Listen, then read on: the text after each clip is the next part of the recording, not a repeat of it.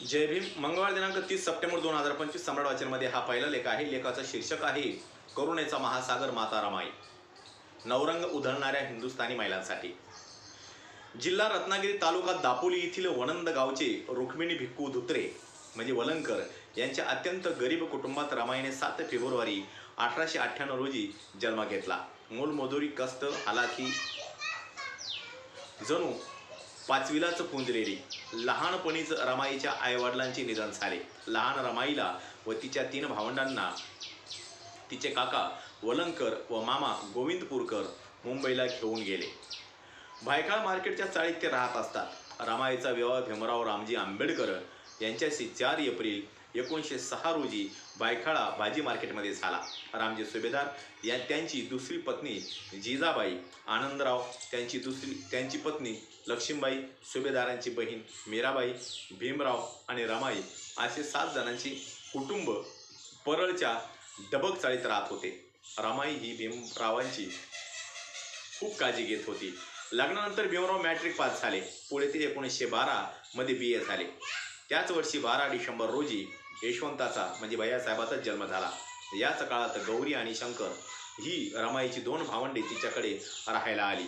कुटुंब वाढले. 2 फेब्रुवारी 1913 रोजी सुभेदारांचे निधन झाले. याच वर्षात जुलै महिन्यात भीमराव उच्च शिक्षणासाठी अमेरिकेला गेले. भारतात येऊन पुन्हा अमेरिका व लंडनला उच्च शिक्षणासाठी गेले. त्यावेळी रमाईला अनेक बिकट प्रसंगांना तोंड द्यावे लागले. तिची व तिच्या कुटुंबाची वाताहत झाली. ती हालाकीच्या आगीत अक्षरशः होरपळत होती. तिचे हात पाहून डॉक्टर बाबासाहेब आंबेडकरांच्या कार्यकर्त्यांनी काही पैसे जमा केले आणि रमाईचे हाल पाहून डॉक्टर बाबासाहेब आंबेडकरांच्या कार्यकर्त्यांनी काही पैसे जमा केले आणि रमाईला देऊ केले. परंतु स्वाभिमानी व जिद्दी रमाईने ते पैसे घेतले नाही. ती आपल्या कुटुंबाचा उदरनिर्वाह करण्यासाठी गोवऱ्या थापण्याचे काम करीत होती. सरपणासाठी पोयबावडी, माहीम, दादरपर्यंत जात होती. शेण वेचत होती. बॅरिस्टरची पत्नी गोवऱ्या थापण्यासाठी जाते हे कोणाला समजू नये म्हणून किंवा दिसू नये म्हणून रमाई सूर्योदयापूर्वी घरातून बाहेर पडून वरळीला जात असे व रात्री अंधार पडल्यावर येत असे. समजूतदारपणा, कारुण्य, उदंड मानवता आणि अथांग माया माता रमाईच्या अंतःकरणात ओसंडून वाहत होती. तिने अनेक मरण पाहिली. प्रत्येक मरणानं तीही थोडी थोडी मेली. मरण म्हणजे काय हे कळत नव्हते. त्या वयात तिच्या आईवडिलांचा मृत्यू, 1913 साली रामजी सुभेदाराचा मृत्यू, डॉक्टर बाबासाहेब आंबेडकर अमेरिकेला असताना मुलगा रमेशचा मृत्यू, 1917 मध्ये सुभेदाराची दुसरी पत्नी जिजाऊचा मृत्यू, पाठोपाठ मुलगी इंदू, दीर आनंदराव व त्यांचा मुलगा गंगाधर यांचा मृत्यू, 1921 मध्ये मुलगा गंगाधर व 1926 मध्ये राजरत्नाचा मृत्यू रमाईने पाहिला. तरीही ती अनेक प्रसंगांना तोंड देत दात्तपणे उभी राहिली. वादळाची तुफानाची झुंज देत लढत राहिली. पती परदेशात शिक्षणासाठी गेले. रमाई एकटी पडली. थोडी डगमगली परंतु ढासळली नाही. पतीच्या शिक्षणासाठी शेवटपर्यंत साथ दिली. पतीकडे कोणतीही तक्रार केली नाही. शेवटपर्यंत पतीची काळजी करीत राहिली. रमाईचे शरीर काबाड कष्ट करून व सतत चिंता करून पोखरून गेले होते. रमाईचा आजार बळावला होता. 27 मे 1935 रोजी सकाळी 9 वाजता राजगृहात रमाईची प्राणज्योत मालवली.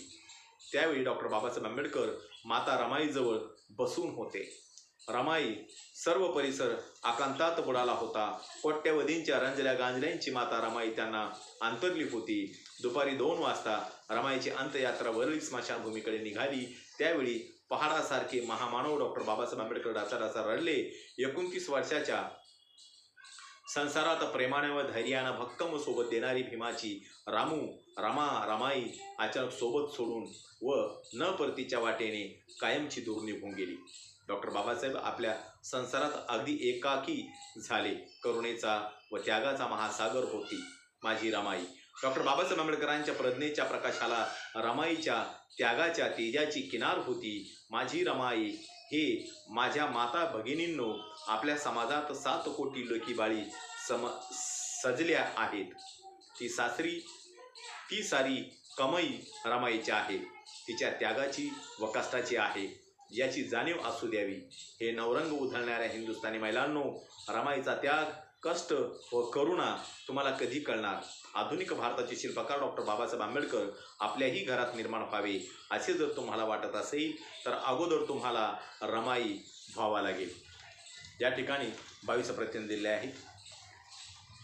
भारतीय संविधानाचे शिल्पकार डॉक्टर बाबासाहेब आंबेडकर यांचे अनुयायी असूनही जे नवरात्रीचे घट बसवतात, दुर्गाई अंबाबाईची पूजा अथवा उपासना करतात किंवा देवांना देवींना मानतात अथवा त्यांची उपासना करतात, ते डॉक्टर बाबासाहेब आंबेडकरांशी गद्दारी करीत आहेत. डॉक्टर बाबासाहेब आंबेडकरांनी दिलेल्या 22 प्रतिज्ञा अशा आपल्या हरामखोर लोकांसाठी प्रसिद्ध करीत आहोत. नंबर 1, मी ब्रह्म विष्णू महेश यांना देव मानणार नाही किंवा त्यांची उपासना करणार नाही.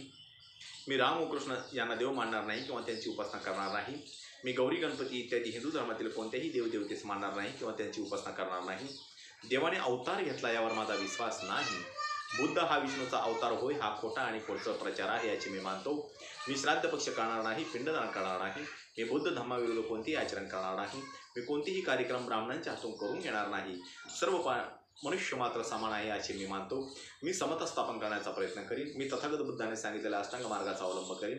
तथागताने सांगितलेल्या 10 पारमिता मी पाळीन. मी सर्व प्राणी मात्रावर दया करीन, त्यांचे लालन पालन करीन. मी चोरी करणार नाही, मी विचार करणार नाही, मी खोटे बोलणार नाही, मी दारू पिणार नाही. ज्ञान म्हणजे प्रज्ञा, शील, करुणा या बुद्ध धम्माच्या 3 तत्वांची सांगड घालून मी माझे जीवन व्यतीत करीन.